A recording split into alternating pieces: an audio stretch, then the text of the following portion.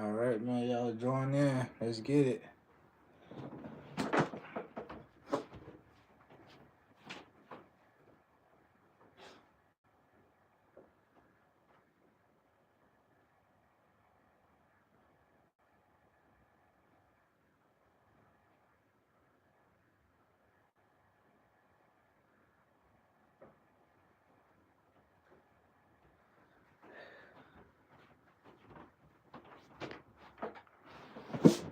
All right, man. So I'm on here live on detailing, man. I'm trying to get the camera ready so y'all can kind of like see my screen, but it's not working. So I'm gonna go ahead and just do it with my phone.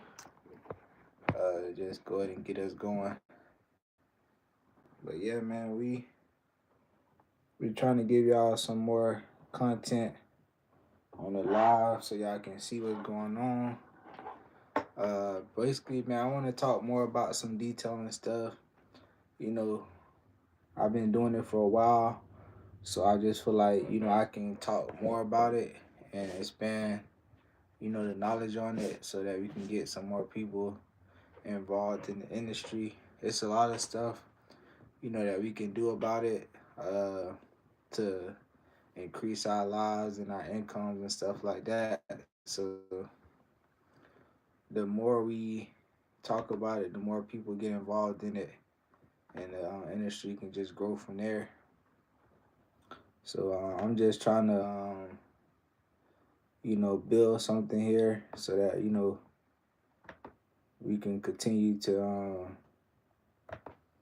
you know, grow our business and stuff like that. But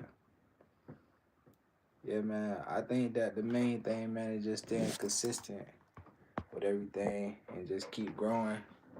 You will start to see like things start to change in your business, and you will start to see like things that can continue to grow. As you continue to build up your business over time. So like I'm on 5% right now. So I'm just keep building and just keep the business going. I'm trying to do more different things. Hey, what's up, man? What's up? How you doing? Yeah, so I'm just trying to do more different things on the business front so that we can continue to like build and grow all over time. So you'll see me like continuing to post to just try to build a business and build a channel because I do want to just continue to post more stuff and so that people can like just see what it's like to be a full-time detailer. Like I've been detailing for a long time now, so like over 11 years, just been detailing over different areas. So like I've been detailing in Atlanta. I also detailed over in Orlando, Florida. I also detailed in closer towards Miami. So I did a lot of detailing over the years. So like I just I think that uh, anybody can do a detail. Anybody can detail cars. Yeah. So we in Atlanta right now. Uh, and we've been detailing here in Atlanta for about 5 years, and it's pretty good here. We make pretty good money here. If you kind of market your business the correct way, a lot of people in the area they got like different prices. So like, yeah. Appreciate you for stopping by, Hansel D.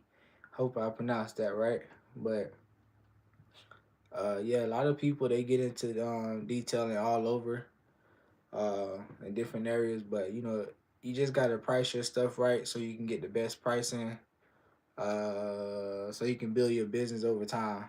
Like that's how you kind of like build your business over time. You gotta keep marketing your business, and then it'll grow over time. And you gotta have the right pricing too, because if your price is not right, then you're not gonna be able to make any money.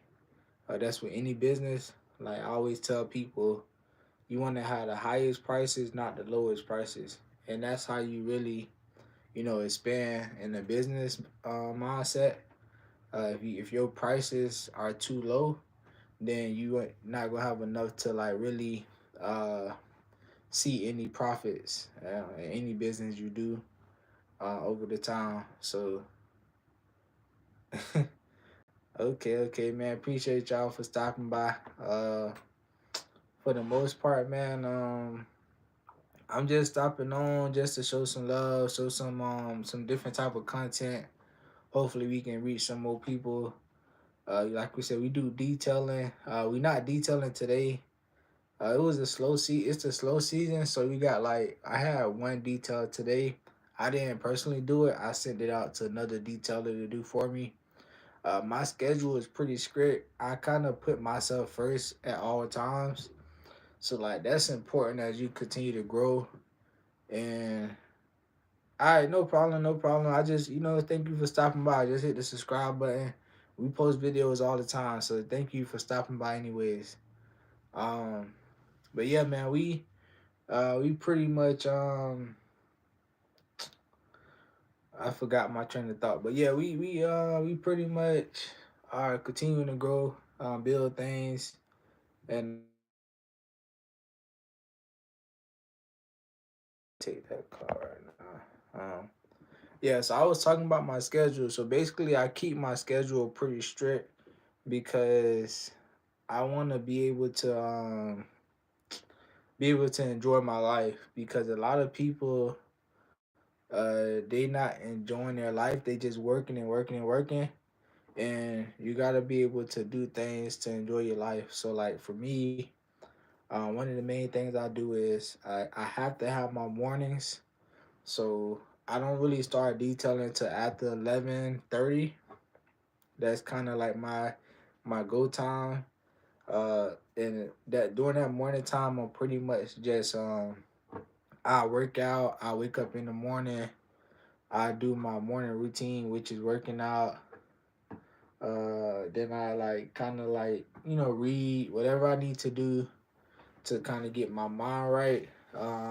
Have breakfast, stuff like that. All that stuff is something like stuff that I have to do to pretty much keep myself going on a daily basis. So as I do those things in the morning, that's kind of like the main things I do to keep myself going. After that, I did not get into my detailing. So my first detail usually start at 11:30, and that'll take me into the night. Because the weather change, there's a lot of different. It's getting darker earlier, so I have less vehicles to detail. Because most people not trying to have us at their house at nighttime. You can't really do a good job with your detail if you detailing at nighttime because you can't really see. So I have more time on my hands, so that's kind of why y'all see me now spending a little bit more time on YouTube because I feel like that's what kind of where my time can go right now because of that reason. So I'm just gonna continue to post content so y'all can see what's going on and see us as we continue to grow our business, man. If y'all have any questions about detailing, I can definitely answer them. Uh, just anything y'all have, just drop them in the chat. I can answer any detailing questions.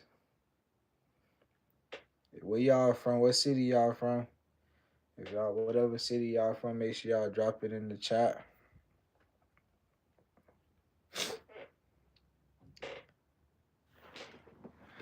Yeah, man. So I'm at my crib, man. I'm just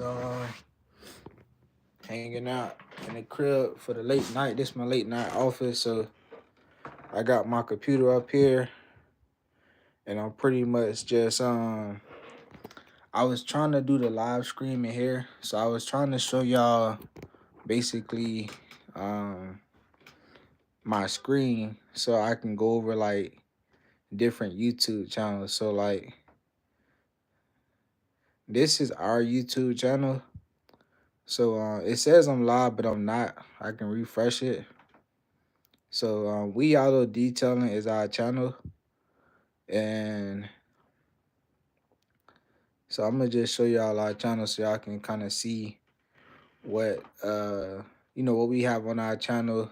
Make sure y'all hit the subscribe button while it's loading. So I'm gonna just go over our channel, let y'all see what we have. We got a couple different videos, and we do kind of like mainly live screen videos. As you can see, like most of our videos are live, and we kind of go over like all the different details that like every single day we have different details. So I like to kind of just go and like detail cars for y'all. So like you'll see you got different this one was a motivational talk. This one was great. So I was just talking about like my detailing experience. That's a great video. Y'all make sure y'all go watch that one. And like you said, we got over 1,200, 1,100 subscribers. But yeah, that was a good video right there. It had 82 views so far. I did that one like 6 hours ago. That's a good one. Also, so you will see like over here our regular videos.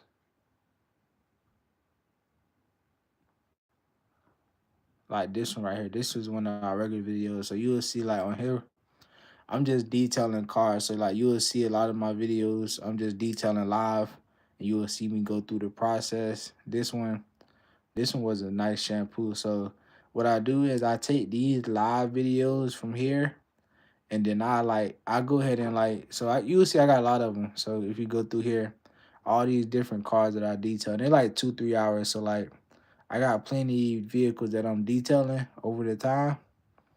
So what I do is after I finish detailing on these live streams, I go to like the regular videos, and I chop those videos up, and I turn these videos into like the quick 15-minute videos, 30-minute videos.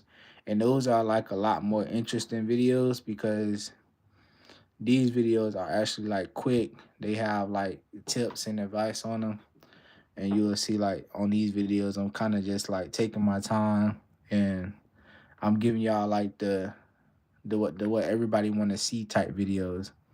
Like this one, you'll see that's a nice before and after. So like I got a lot of different stuff on here. Y'all just make sure y'all check it out. If y'all into like detailing, that's mainly what I do. Um, I try to help in many different ways. We not like a super small channel, but we got like over a couple thousand subscribers, 1,000 subscribers or so. But I mean, we not, we just continuing to post, and it's not a lot of work. So what we do, we just kind of, we just do our thing, man. It's not like killing us to make this content. So we just do it, just because it helps us continue to grow our business, man. So I just see it in the long run that it'll help us, grow our business over time. So like let me do a poll for y'all. So like, do you detail your own car?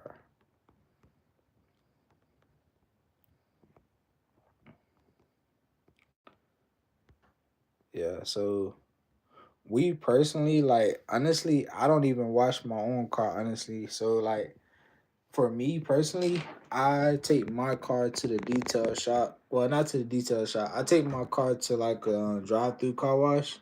My work vehicle, my wife's vehicle, I would like I'll actually wash her car myself because I don't want to like mess up her car and her paint. But the work vehicle, like I'm working it every day. Most of the time, like when I'm done washing, it'll mess up again. So I don't want to like spend my time washing the vehicle, my work vehicle, just for it to mess up again. So I usually never wash my work vehicle. Personally, I usually just drive it through a car wash. make it really quick and then just keep moving on. So no, I don't wash my own vehicle. I just kind of wash my client's vehicle, and I keep my vehicle clean though. So like you have to kind of like keep your vehicle clean if you like want to be a detailer, because a lot of customers are looking at you to see like how well you clean your vehicle, and is your vehicle clean.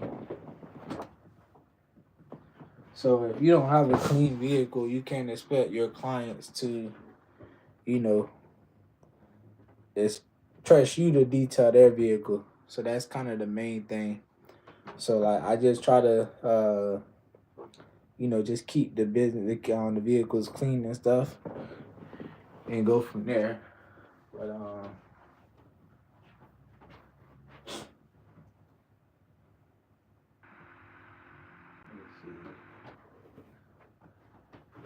So I'm gonna grab one of these books, man, and we can talk about it, man. The E Myth. This is a good book that has kept me growing over the time, like business wise. Like the E Myth, it's a good business book. So like on the title, it talks about like the most why most small businesses don't work, and what to do about it. So I really need to get into like reading this book again, because my business is starting to transition, and I'm starting to like practice some of these methods they have in here.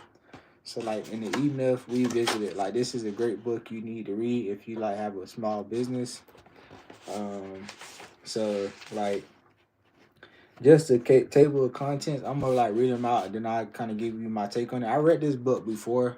I actually read it more than once. So like the E Myth, the entrepreneur myth, the entrepreneur, the manager, the technician. So like the entrepreneur would be like the person that has a free mind. They don't work in the business. They let the business run itself. They're not involved in the day-to-day operations at all, pretty much. So that's what the entrepreneur would be. They invest in more than one business. So the manager is the one that's like out of the business, but they are the go-to person. So that's what the manager does. So like they're like that's kind of where I'm at right now. Like I have jobs coming in, and then I send them out to multiple different technicians and have them take care of the jobs. I kind of communicate with the customers.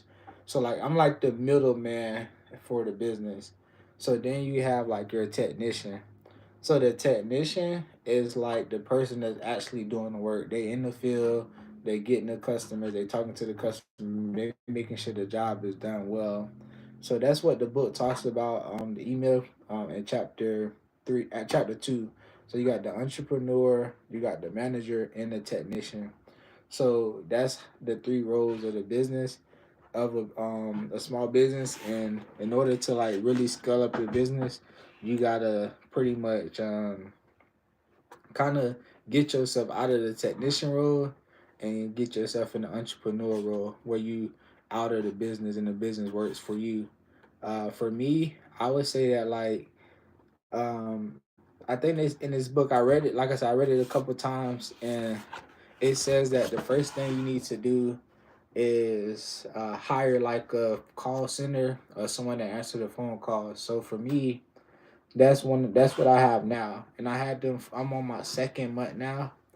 I've been working with them consistently over the couple years, but it's been like on and off. So by me allowing myself to stay with them consistent, I'm gonna continue to grow my business. And like in the long run, I want to kind of get myself out of the technician role. So I gotta take the small sacrifice now of not having a lot of business, so that I can continue to like build outside of the business, like having customers see my technicians instead of me. So like the being the entrepreneur and not the technician is important if you want to like grow your business over time. So like they said, beyond your comfort zone. I don't know what that chapter is about right now, but I can tell you right now, like it gets uncomfortable. Um, Sending your workout for me as a detailer because like currently I'm not um I don't make a whole lot of money. So like um the money that I do have, it's nice to go in my pocket as opposed to like, giving it to other detailers and they can possibly take my customers and stuff like that. So I definitely like um don't really want to be sending out my work as much, but you have to see the light at the end of the tunnel. So currently I'm just kind of taking it what it is, and hopefully like everything works out for me for the sake of the business growing and for the sake of me being able to survive in my business, man. So um sometimes you just have to trust that it's gonna work itself out, and that's what I've been doing lately so that I don't fall back in the business and not be able to grow my business like that. So 1 second while I just trying to get the phone in place. All right, cool. All right. Yeah, man. So I'm talking about the E-Myth right now. So in the E-Myth, you also got like let's see what the other chapter, maturity and the entrepreneur perspective, a turnkey resolution, uh franchise prototype. So the franchise prototype is a cool one because that's kind of what I'm doing now. So like I'm building businesses up. Like I just trained somebody the other day, yesterday, on like how to do the detailing side. And it's like new detailers trying to get into business. So like when new detailers try to come into business, like if I can train them the right way and bring them under my wing and be able to provide them work, then they can, it's almost like they work for me, but they work for themselves. But I'm continuing to build and grow with them. So they have trust in me, I have trust in them, and we building a relationship over time. And over time, like I have over 100, 10, 100, 1,000 detailers or whatever. Like right now, I have 3 detailers, no, 4 detailers in my area, plus myself. That's 5 people. Now, if I can get my marketing intact and I got work for all 5 people, then I have a network and I can build my business off those 5 people. So if I'm sending out enough work for those 5 people that generates over $500,000 and I'm taking 30% of that, I'm making a pretty good living as a manager. So that's kind of like why I say what I think about when I think about the franchise prototype. So working on your business, not in it. I kind of talked about that already. So working on your business and not in it is like basically, um, like I say, being a manager, not being a manager, but actually letting the business function without you. You're not going out on details. You're not going out to do jobs on your, like you are actually letting the business run without you. So also this books talk about like building a small business that works, the business develop process, your business development program, primary aims, your strategic objectives, your organizational strategy, your management strategy, your people strategy, your marketing strategy, your system strategy, and the letter to Sarah. So like the marketing and the system strategies are very important in a business because it's like those are the things that makes the business function, especially for me because like the system is what connects me with the other contractors and stuff. So I just have to like make sure the system is running, and then like from there, just like the marketing has to add up too. So I'm trying to get there, working slowly but surely. I'm growing through ads, so that's not the best way to grow, but I'm working on some other plans to get the business there. Like I said, it's been 4 years. I think it's been ever since 2018, 19, probably 2020. So it's been like 4.5 years since I've been running. So I'm thinking like maybe 4 more years. Like I should be in a position where like my business is at the top in Georgia. So if I just keep doing what I'm supposed to be doing, I can definitely like get my business at the top. But it's just some a couple of things that I need to do in order to get there, and it's not gonna like happen overnight, you know. So like it says one thing: if you own a small business or want to own a small business, this book is before you. That's kind of like the basics. Uh,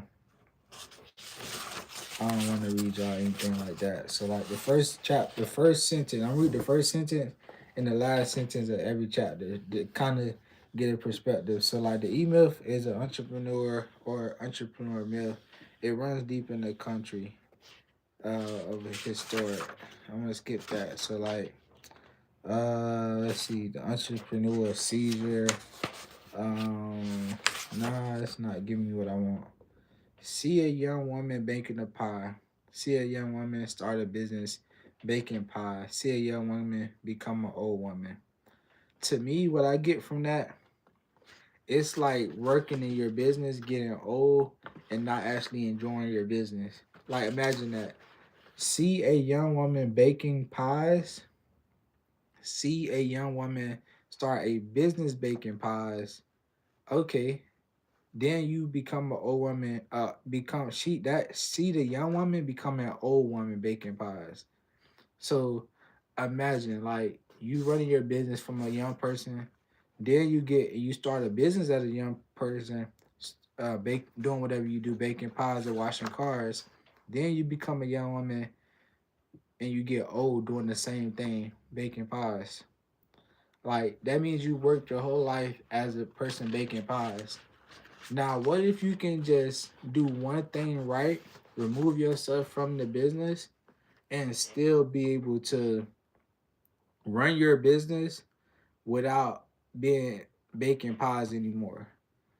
You know, so like for me, I feel like once you do that, then you open up the doors for all the other things that can come after that. And you have to be involved to a certain extent, but you still have to like remember that like years can go by, especially being a business owner, like you always busy, like doing what you're doing. Like you always busy working on something. So if you can remove yourself, that busyness becomes open time for you to really mastermind, focus on your crowd, focus on growing your business and stuff like that. So like don't be young, motivated, energized and keep doing the same thing and then get old doing the same thing. Like you have to grow over time and like don't be the young woman baking pies, the young woman that started a business baking pies and then they see the young woman become an old woman. Don't do that. Like you have to remove yourself at some point and become that person that separates themselves from the business and become an entrepreneur and not a technician or a manager. So right now we're reading the email and I'm just kind of giving y'all my perspective as we go through it. It's kind of like so the last sentence said the technician isn't the only problem you got to deal with here. So having a technician isn't the only person, the only thing that's going to help you get out the business is going to be other things that pop up. So like that's when the manager and the entrepreneur come into perspective. So this is that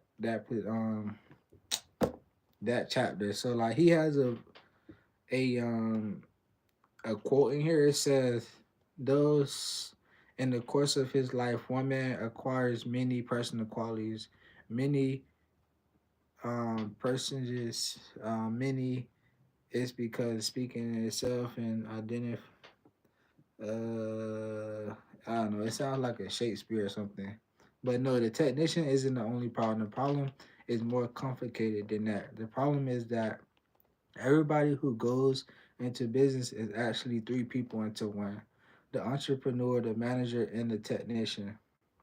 And the problem is compounded by the fact that while each of these personalities want to be the boss, none of them wants to have a boss. So they that start a business together in order to get rid of the boss and conflict begins. So to show you how the problem manifests itself, it's all of us. Let's examine the way of our various internal personalities interact. Let's take a look at the two perspectives, and we're all familiar with it: the fat guy and the skinny guy. I'm not gonna go any more into that, but I'm gonna stop where I saw something that I can speak on. So he talked about basically um like the three people, the technician, the entrepreneur, and the manager, they all want, like, they all don't want a boss. So when it's a conflict and they get together and it's a conflict with the boss. So the way I see it is, when you have a contractor working for you, they're their own boss. And then you are managing the contractor, but then the contractor has a customer as well, who's also their boss. So when you have a business, the customer is your boss as well, believe it or not, because you have to make the customer happy. But when you're an entrepreneur, you out of the business, so the business is functioning on its own, and they don't have to report to you, and that's what separates you from the others. So um, I'm gonna go ahead and move on a little bit. I don't want to go into the fat guy and the skinny guy joke that he put in here, but they said the entrepreneur. So the entrepreneur personality turns the most strive condition into a exceptional opportunity. So he turns a bad situation into an opportunity. That's what the entrepreneur does. The entrepreneur is a visionary, is the visionary in us. So the entrepreneur sees the vision of the business. So let's go deeper. So he's the dreamer in everything that he can see. He has the vision. He has the motivation. He's gonna do it. The energy behind every human activity. So being able to like do the things that nobody else is doing. You know, having that energy to go out and if you go to my other video, I talked about this. I talked about how like you want to be able to do the things and not just talk about it. So yeah, definitely like not just talking about what you're gonna do, going out and actually doing it. So like the energy behind every human activity, and you're the entrepreneur, everybody that's under you, they're moving on your end. So you have to be more energetic than everybody. You have to work harder than anybody and everybody, and that's how that grows. So the entrepreneurs lives in the future. So you always being futuristic, always thinking, always thinking about ways how to grow the business for the future. Like the entrepreneur never thinks about the past. So you have to think about the past, but you got to make the right fix those mistakes and then grow from there. Like you don't want to make the same mistakes. So like the entrepreneur is rarely in the present. So presently, okay, this is what's going on, but you already thinking about the future. You taking care of the present, but you focusing on the future. Okay, he's the happiest when left free to conduct the image of what if and if when. So like the entrepreneur wants to be left alone. The entrepreneur is most happy when they're free.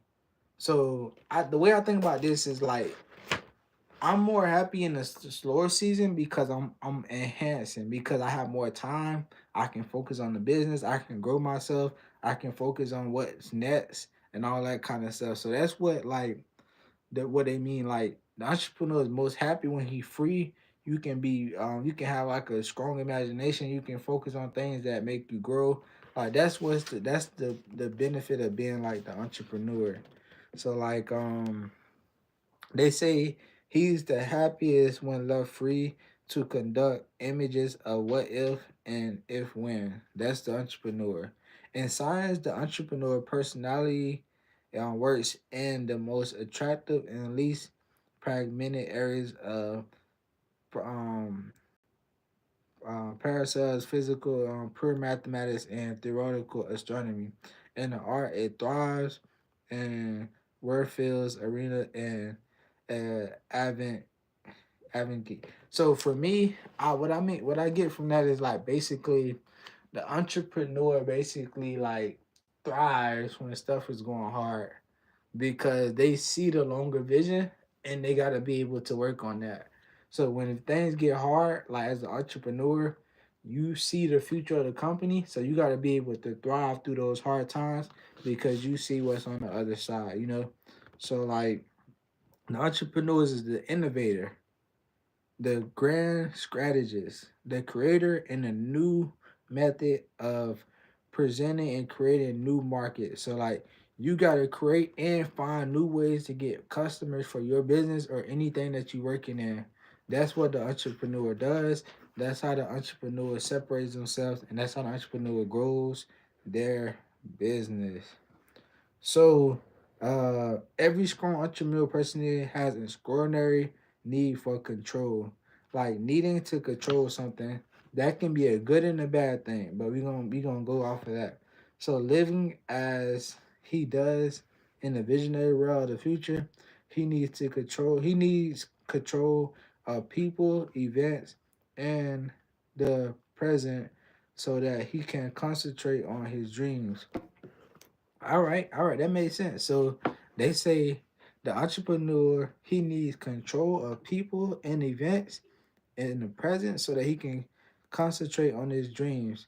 So being able to control people gives you the freedom to focus on the future.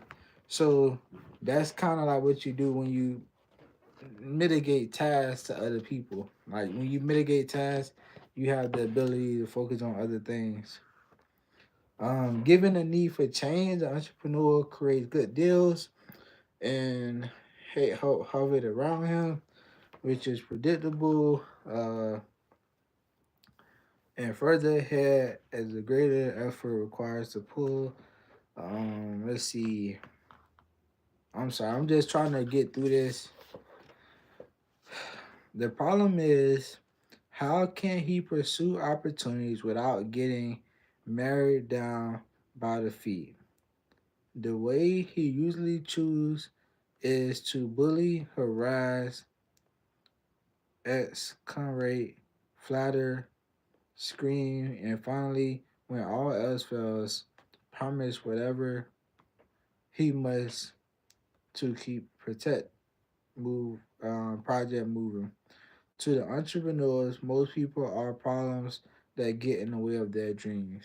Like I feel that, man, because I've been like entrepreneur for a minute and like I'm just not noticing that like it's the people that makes the job hard, you know, like because you need people in order to be a good entrepreneur. That's the problem. That's the conflict. You have to have people in order to be a good entrepreneur. You can't just like as an entrepreneur, you need those people and that's what makes the job hard because you have to continue like you can't be in your best unless you got the people, and people can get in the way and make the job harder because when you don't have the right people in place you can't really focus on what you really want to focus on, so that becomes a problem for the entrepreneur, right? So the manager, when you get into the manager personality is fragmented. The manager, without the manager there will be no planning for the entrepreneur. There'll be no order and no predictability. So the manager keep everything in place. The entrepreneur needs the manager. The manager needs to be able to run the business. So the manager is part of us that goes to Sears, buys the stacking plastic boxes, takes them back. They talk to the contractors. They make sure they got all the equipment. They make sure everything is in place. So that's what the manager does. The entrepreneur, he has the dream. He builds the dream. He creates opportunities. The managers, he focuses, and that's how that's what the difference between the manager and the entrepreneur, right?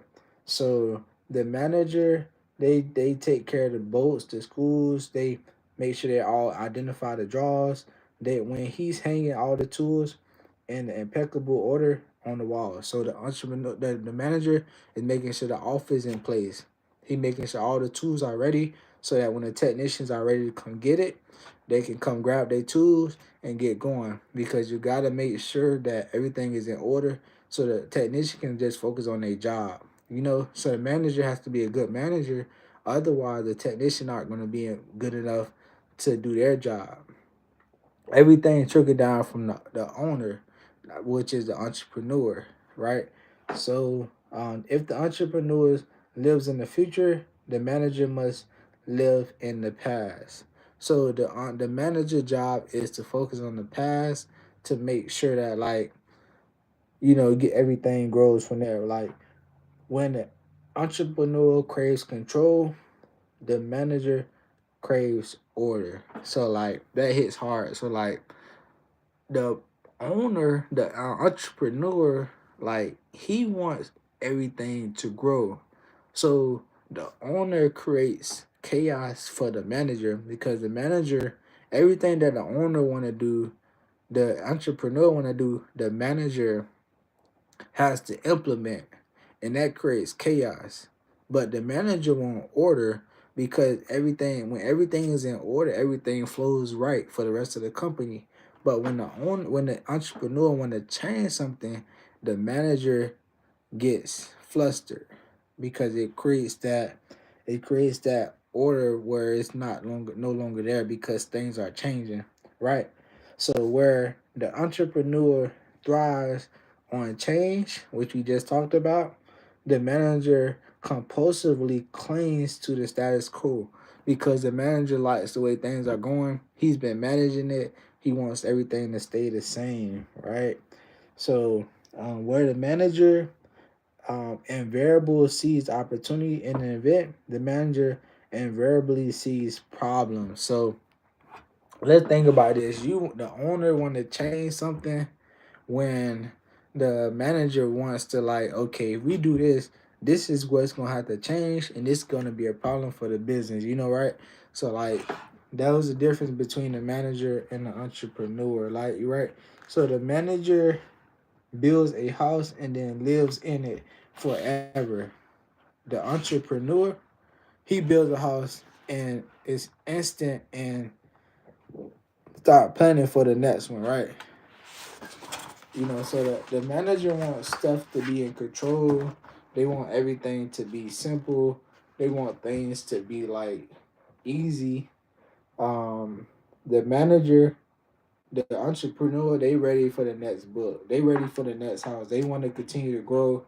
They want things to change. They want to build a business more. The manager, if you can just set their income and you can set the business up the right way, they not trying to go beyond that, right? So the manager create neat order rows of things. The entrepreneur create things the manager puts in the row. So the owner creating the boxes and all that. The manager has to put the boxes together, right? So the manager is the one who runs after the entrepreneurs to clean up his mess. Without the entrepreneur, there will be no mess to clean up. Without the manager, there will be no business, right? No society. Without the entrepreneur, there will be no innovation, right? So this is the tension between the entrepreneur's vision and the manager pragmatism that creates a synthesis from which all great work is born. So the business need the manager and the entrepreneur to run together, right? All right. So the technician is the person that does all the work. The technician handles all the work. So the technician is the doer. He does everything that the manager tells him to do. The manager makes sure everything is good for the technician, and the owner, which is the entrepreneur, creates the vision for the business, right? All right. So um, if you want it done right, you do it by yourself. Is the technician credo. The technician believes that everything has to be done by them. If you the business owner and you trying to be a technician, you want to do everything by yourself, your business cannot grow because the technician handles that, right? So the technician loves to think. He things are to be taken apart and put back together, right? So things aren't supposed to be dreamed about. They're supposed to be done a certain way, right? So they're supposed to be done. You know, you gotta do it. Don't think about it. Just do it because it needs to be done. They got a set time. They got a set schedule. They got to be on. They got 3 clients for the day. They want to get all 3 of those clients done today, right? That's the technician, right? So as long as the technician is working, he's happy. But the only thing at a time, but at one thing at a time. He knows that two things cannot be done simultaneously, and only a fool would be trying to do multiple things at once. So while the entrepreneur is trying to move on from detailing into construction, the technician like, nah, we got this detailing to worry about. We need to worry about this detailing. We can't be going on construction because we got more jobs that need to be done here. But the entrepreneur has the vision for the future, right? All right. So as long as the technician is happy, he's working, he's happy. He knows that two things. Right. So let's move on. So as a result, the technician mistrusts those he worked for because he think that they keep trying to change stuff and he got to get his job done, right? Yeah. So because they are always trying to get more work done than is either possible or necessary. So like the entrepreneur, he's trying to get money. The technician, he trying to work slow. He trying to make sure it's right. If it ain't right, if it ain't done by him, it ain't right. The entrepreneur, he's trying to get the money flowing. He's trying to get them working faster. He's trying to get everything growing. He's trying to get things built over time. All right. So like the technician is trying to grow the business that is trying to work on the work that needs to be done. All right, man. So I went through the technician. I went through the entrepreneur. I went through the manager. And how we gonna end it right now? So now you got it. As I said, there's just the right question, and the answer is to look where your business is today in a small business life, man. That's it, man. That's the first chapter of the email. We gonna keep it going. We gonna keep on going it, and we gonna see how we can continue to get these email business in place. Thank y'all. Make sure y'all hit